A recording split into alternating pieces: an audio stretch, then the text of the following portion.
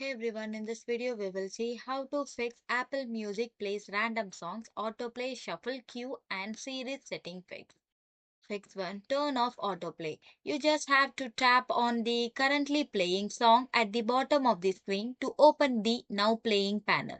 Then tap the playing next icon, three horizontal lines in the bottom right corner.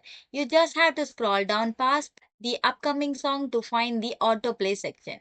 Then you have to tap on infinity icon to deselect it and stop Apple Music from automatically queuing suggested track.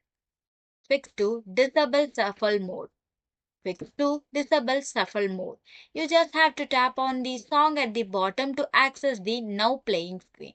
Then locate the shuffle icon, two overlapping crossing arrow in the bottom half of the screen. Then you have to tap on the shuffle icon to turn it off.